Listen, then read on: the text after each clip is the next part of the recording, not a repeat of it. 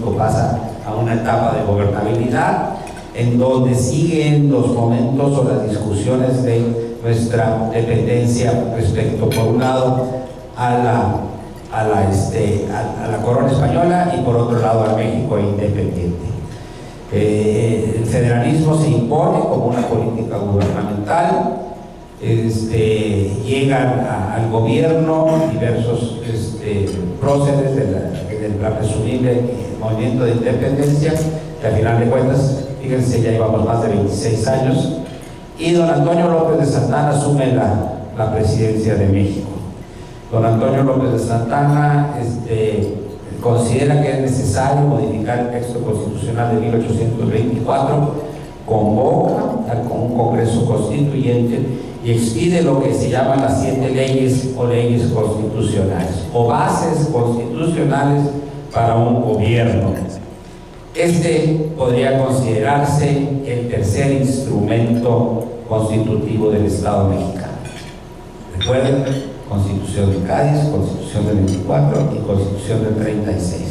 Y los intermedios, que son el Decreto Constitucional para la Libertad, el Reglamento Político y el Acta de la Constitución, Acta Constitutiva de la Federación. 1836, todos sabemos históricamente el comportamiento de Antonio López de Santana dentro de nuestro territorio nacional.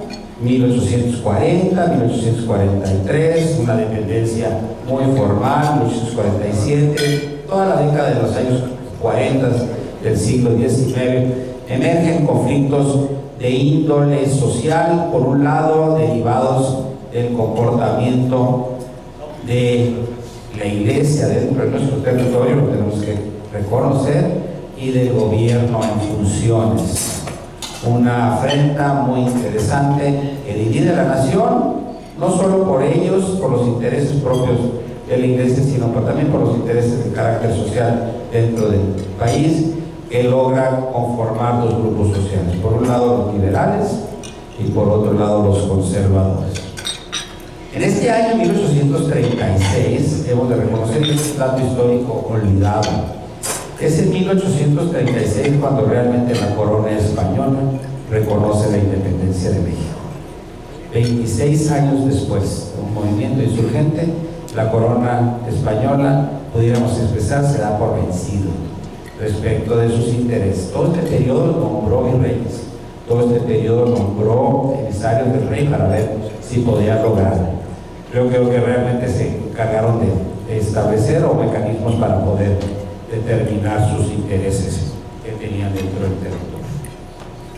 En 1843 se expiden bases de la Organización Política de la República Mexicana, y en 1847 se expide un acta constitutiva y de reformas que realmente no tienen el carácter de documentos constitucionales. El interés era sustituirlos, pero en este periodo histórico lo que más generó una verdadera acción gubernamental fueron toda esta serie de leyes de carácter particular que dieron motivo a ese gran periodo que conocen todos ustedes como el periodo de la reforma. Las famosas leyes de reforma que realmente dieron potestad a los ejercicios gubernamentales, a los gobiernos en turno, para el efecto de poder lograr una correcta o armoniosa libertad dentro del Estado mexicano. Pero esto generaba pugnas muy importantes, no se preocupen, parecidas a las actuales. A veces yo les digo, el comportamiento de los mexicanos somos muy combativos, a veces no sabemos realmente razonar nuestro contexto histórico, pero pues que no hay mejor modelo que todo el siglo XIX a comparación, y como lo veremos ahorita más adelante respecto al siglo XX. Siglo XIX fue caracterizado por movimientos abruptos en el esquema constitucional que al final de cuentas dieron estos diferentes documentos históricos. Y el cuarto, el más importante que yo considero, y por razón de su denominación me voy a atrever a dar lectura al mismo, que se denomina Constitución Política de la República Mexicana. Esto es lo más interesante, sobre la indestructible base de su legítima independencia proclamada el día 16 de septiembre de 1810 y consumada el 27 de septiembre de 1821, mejor conocida como la Constitución Política del 5 de febrero de 1857. Este es el documento histórico, el documento vigente hasta el día de hoy, como lo demostraré en su momento, que nos da a nosotros vida nacional. Doctor Ignacio Burboa en su momento me expresaba que formalmente hemos de reconocer que sí ha sido el texto por el cual vivimos hoy en día, pero no es el texto originario respecto del Estado mexicano. Él decía que el texto originario respecto al Estado mexicano es el de 1824, porque realmente se dio dentro del territorio bajo un esquema de un poder constituyente. Sin embargo, la realidad del Estado mexicano pues es el texto que hoy en día florece y que se mantiene, y que no solo eso, sino que hay evidencias tanto de carácter jurisprudencial como de carácter legislativo que le da origen a nuestra vida nacional. Yo siempre les pregunto en qué legislatura de orden federal vamos, y si hacemos el cómputo se darán ustedes cuenta que estamos reconociendo a nuestro texto constitucional de 1857. En función de eso, si vamos al Poder Judicial, se darán cuenta ustedes que hoy en día el Poder Judicial ya va en la 10ª época. Si vamos a los periodos históricos de las reformas constitucionales, se darán cuenta también que regresamos a la Constitución de 1857. Estos son datos concretos que en el derecho es muy difícil demostrar, pero que científicamente, yo siempre he dicho, ahí está, aritméticamente llegamos a la Constitución del 57. Sin embargo, esta Constitución, en un periodo de crisis política, en un periodo de efervescencia, de movimientos, de revoluciones internas dentro del mismo país, de los liberales versus los conservadores, de una no aceptación, hemos de reconocer las gestiones que nuestros paisanos en su momento en el extranjero llevaron a cabo ante Napoleón, ante la corona española en su momento, para pactar la necesidad de que viniese a gobernar a los mexicanos un emperador, el segundo emperador que tuvo México, y que necesariamente requirió de un texto constitucional para efectos de poder gobernar. Y de ahí nace el Estatuto Provisional del Imperio Mexicano, mejor conocido como Constitución Política de la Monarquía Mexicana, que le dio sustento constitucional a Maximiliano de Habsburgo en el año de 1865 para gobernar nuestro país.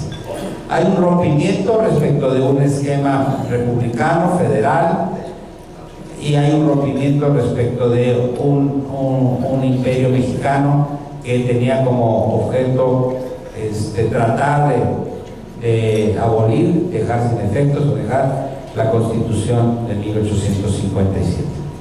Recordemos la defensa que hace Benito Juárez respecto de la Constitución, la parte estructural que tuvo que vivir Benito Juárez para efectos de poder defender el texto de la Constitución, y las diferentes guerras que se presentan durante este periodo de intervención dentro de nuestro territorio, que históricamente nomás dura 2 años. Al momento en que es apresado Maximiliano de Habsburgo, fusilado, da la oportunidad a Benito Juárez de llegar a la Ciudad de México y proclamar la victoria de la Constitución del 57.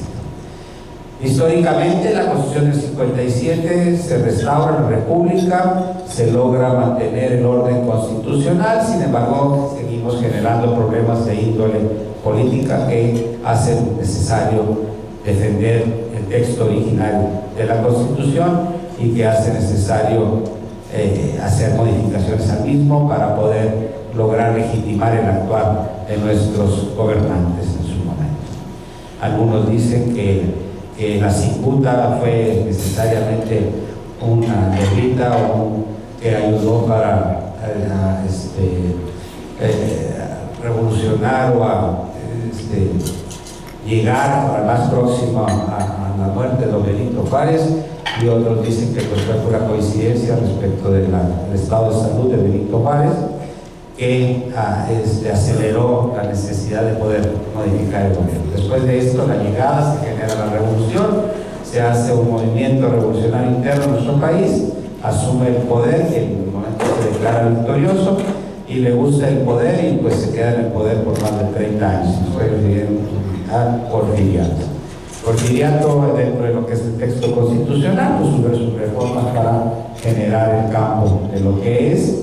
Inicia un nuevo siglo, inicia un movimiento insurgente de nueva cuenta, un movimiento no insurgente para la revolución, sino para la independencia, sino un movimiento de orden revolucionario para el respeto de las instituciones, del derecho constitucional, y hay una declaratoria respecto de la sucesión presidencial de 1910, en donde lo que la bandera política era que se respetara el voto popular y no se determinara la reelección. Yo quiero decirles, y a veces es triste reconocerlo, que quien ejercía el gobierno en su momento no fue ni obligado ni fue afectado, sino que por voluntad popular logra obtener el triunfo. El estilo político del momento puede ser diverso del actual, pero el señor democráticamente fue reelecto por la nación mexicana por un término mayor.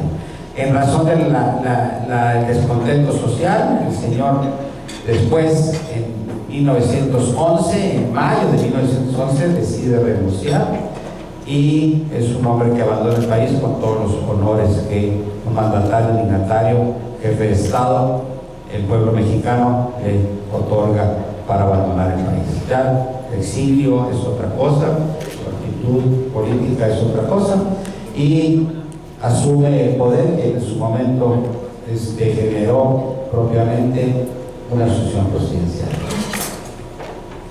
Francisco Indalecio Madero. Francisco Indalecio Madero es traicionado. Había un orden social en el momento, es traicionado por sus propios miembros del gabinete, por su propio vicepresidente. Es arteramente muerto, eso, y a final de cuentas se genera un movimiento social mayor que todos conocen ustedes como el movimiento de la Revolución Mexicana. Realmente ni el interés de Porfirio Díaz ni el interés de Madero, de Francisco Madero, era poder generar un campo de violencia como el que se suscitó durante el periodo de 1811 a 1816. Y fíjense cómo históricamente a veces no cuadran las fechas. Sin embargo, la conmemoración de la revolución la hacemos como el 20 de noviembre por razón de un plan que promulga Francisco y Madero como el movimiento de revolución, y sin embargo el movimiento de revolución se logra abatir a través de un pacto que los mismos revolucionarios hacen en la ciudad de Aguascalientes, se conoce como la Convención de Aguascalientes, en donde se dan a la tarea de decir, bueno, pues ya basta de tanta violencia, ya basta de tanto, vamos a sentarnos a ver qué logramos. Venustiano Carranza logra convocar un congreso constituyente, el famoso congreso de constituyentes, que es el que dicen hoy en día que da motivo a la celebración del centenario de nuestra Constitución. Esto no resulta más falaz que los hechos, como siempre se los he dicho, que el desconocimiento de realmente cómo se han venido dando los instrumentos jurídicos en México. Tal es así que en el decreto constitucional para la expedición de las reformas a la Constitución del 57, Venustiano Carranza lo suscribe con tal denominación: decreto constitucional que reforma la Constitución el 5 de febrero de 1857. ¿Por qué? Porque realmente no se había hecho de la misma forma que la teoría o la doctrina obliga, o el reconocimiento popular de realmente hacer un constituyente originario. Teníamos un Estado, tenemos un Estado en violencia, un Estado de rompimiento total, pero un Estado que lo que buscaba era el orden, el mantenimiento de la norma constitucional. En 1917 empezamos, se me acabó el tiempo, pero Empezamos con un México postrevolucionario, voy a tratar de ser más expedito, todo el siglo XX. Independientemente del siglo XX, yo les tendría que decir que el siglo XX se mantiene la Constitución en su texto original hasta que Álvaro Obregón se da cuenta que necesita modificar 6 artículos, y cada periodo histórico, cada periodo gubernamental se convierte en un acontecer histórico de las reformas a la Constitución. Yo siempre les he dicho, una Constitución que ha sido modificada ya no es la misma. Entonces, en función de eso, si ustedes ven, nos encontramos que básicamente desde el periodo de Álvaro Obregón hasta el periodo de Luis Echeverría fueron mínimas las reformas constitucionales que se hicieron. Plutarco Elías Calles, 18, Emilio Portes Gil, 2, Pascual Ortiz Rubio, 4, Abelardo Rodríguez, 22, Lázaro Cárdenas, 15, Manuel Ávila Camacho, 18, Miguel Alemán Valdés, 20 artículos, Adolfo Ruiz Cortines, 2, Adolfo López Mateos, 11, Gustavo Díaz Ordaz, 19, y aquí es donde empieza el problema. Luis Echeverría Álvarez, 40, José López Portillo, 34, Miguel de la Madrid, 66, Carlos Salinas, 55, Ernesto Cedillo, 77, Vicente Fox Quesada, 31, Felipe de Jesús Calderón Hinojosa, 110. No se asusten, la Constitución tiene 136 artículos. Enrique Peña Nieto, 149.